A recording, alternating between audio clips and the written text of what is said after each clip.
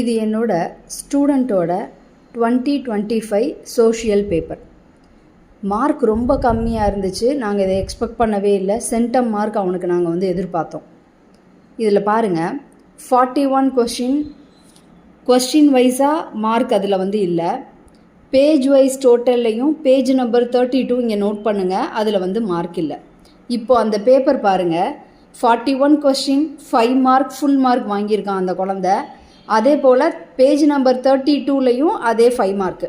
இப்போ இந்த ஃபஸ்ட்டு இதை கம்பேர் பண்ணி பார்த்தீங்கன்னா 41லையும் கொஸ்டினுக்கும் அவங்க 5 மார்க் கொடுக்கல, 32 பேஜ் நம்பர்லையும் அவங்க 5 மார்க் கொடுக்கல. இதை ஒரு ஏஇ கரெக்ஷன் பண்ணுறாங்க, ஒரு எஸ்ஓ செக் பண்ணுறாங்க, ஒரு சிஇ ஃபர்தராக ஒரு தடவை செக் பண்ணுறாங்க. கொஸ்டின் நம்பர் வைஸாகவும் சரி, பேஜ் நம்பர் வைஸாகவும் சரி.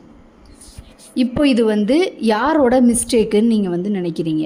அந்த குழந்த 1 வீக்காக ஒழுங்காக சாப்பிடல, ஒழுங்காக யார் கூடயும் பேசலை, ரொம்ப ஃபீல் பண்ணான் அவன்.